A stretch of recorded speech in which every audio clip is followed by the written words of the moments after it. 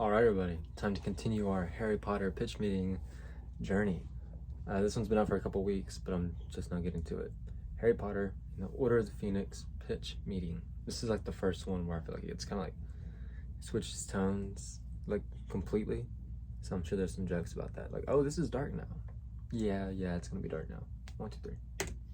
So, you have a new Harry Potter movie for me? Yes, sir, I do. An Order of the Phoenix, the name of this one. Oh, like a group of urologists? No, Phoenix. Oh, okay, that makes more sense. Yeah, they're a bunch of wizards. In Arizona. No? Okay, keep going. I'll catch on eventually, probably. Alright, so Harry's swinging on a swing set like a little boy, and Dudley comes to pick on him, and let me tell you, he's totally changed his clothing style. Nice. But then they get attacked by some Dementors who show them their scary butthole mouths. Oh, no. Yeah, so then Harry uses his Patronus charm to get rid of them, but then he finds out he's been expelled from Hogwarts for doing that. Well, that doesn't seem fair. No, it doesn't, so Dumbledore manages to get the Ministry to agree to at least a hearing. Well, good. So this group of wizards called the Order of the Phoenix pick him up from the Dursleys on some magic brooms, and they fly past some awesome London landmarks. They make him fly through public spaces on a magic broom because he's got to go to a hearing about having done underage magic in public. That's right, sir. So then Dumbledore manages to keep Harry at Hogwarts, but the Ministry's up to some funny business. Oh, they are? Yes, see, they're doing everything they can to stop people from believing that Voldemort might be back. Oh, very sketchy. Yeah, they put one of their people, Dolores Umbridge, at Hogwarts as the new Defense Against the Dark Arts teacher. And what's her deal? Well, she's this short little lady, wears a lot of pink, that's really this one? likes cats. Oh, she doesn't sound so bad. She's the absolute worst, and people are gonna hate her more than they hate Voldemort. Oh, my God. Yeah, she's super snooty and mean, and she even interrupts Dumbledore's annual intro speech about how all the students are in grave danger. Oh, but he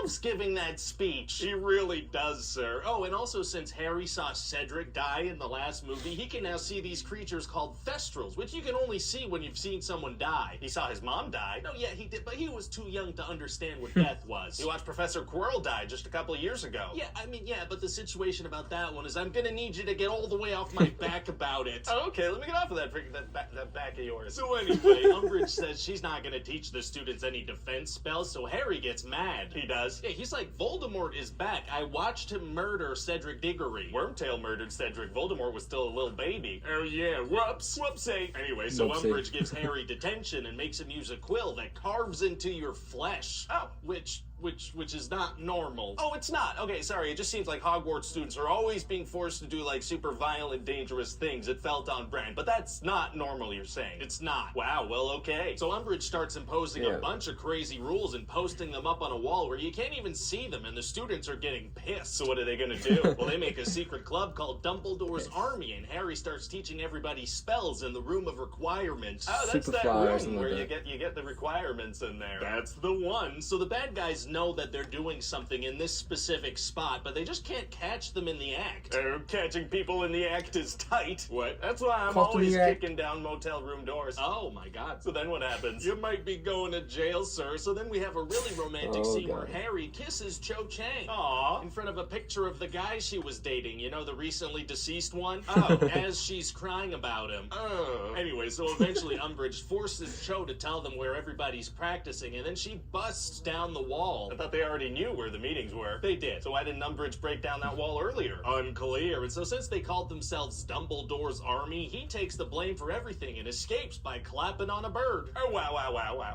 So then Umbridge becomes headmaster and she starts controlling everything. It gets real crappy. Oh, no. And Harry eventually has this magical vision of Sirius being attacked in the Ministry of Magic, so they gotta get there ASAP. How are they gonna do that? Well, the only usable Floo network fireplace is in Umbridge's office, so they try to use it, but she busts them. Uh-oh, it's gonna be hard for them to get there with Umbridge on their back. Actually, it's gonna be super easy. Barely an inconvenience. Oh, really? You see, they trick her into going into the Forbidden Forest by saying that Dumbledore had a secret weapon in there. She just believes them and goes with them into the forest with no backup? She does, and then some centaurs and Hagrid's half-brother mess her up and drag her away. Amazing, so now they can go to the Ministry. Exactly, so they hop on some Thestrals and fly over there. Why don't they just use the Floo network thing in Umbridge's office? since she's out of the picture now? I don't know. So they get there and this go looks into cool. the Department of Mysteries, which has these prophecy balls stacked super high up. Oh, very highly stacked balls. Yeah, they need to find this one about Harry Potter and Voldemort, so then they do, and they grab it. Well, thank God it wasn't one of the ones at the top of the stack. It worked out great, but then some Death Eaters pop out, and it turns out it was all a trick. Oh, no. Yeah, because see, the only person who can take a prophecy is the person who the prophecy is about, and Voldemort really wanted to know what was in this one. If it was also about Voldemort, couldn't he have grabbed it? Yeah, but he's like a big boss guy. He doesn't do stuff himself. That's a good point. And we're also going to see that one of the bad guys is Sirius's cousin, Bellatrix Lestrange. And what's her deal? Oh, well, she actually tortured and killed Neville's parents when he was a baby. I didn't even get that they were cousins. She's like, hey, Neville, how your parents doing,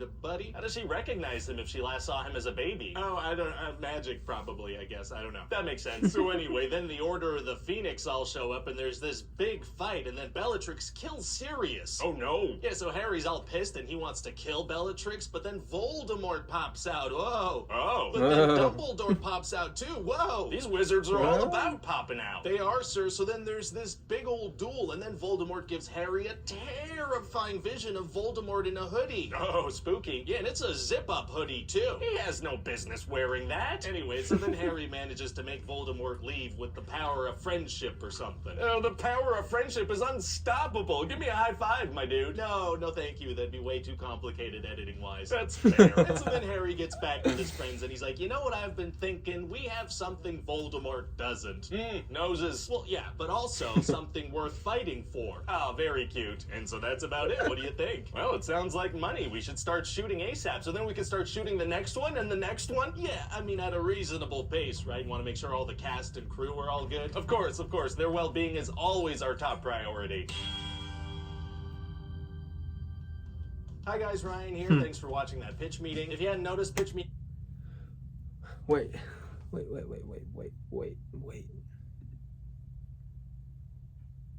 Is that the guy from... Hold up.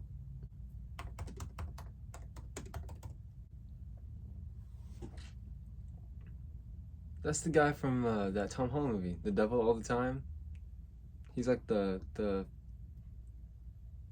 pastor, like the false prophet pastor guy. What? Didn't even notice that. Well, this is a funny one. I laughed pretty hard. This is the most I've laughed in one in a while. So, good job.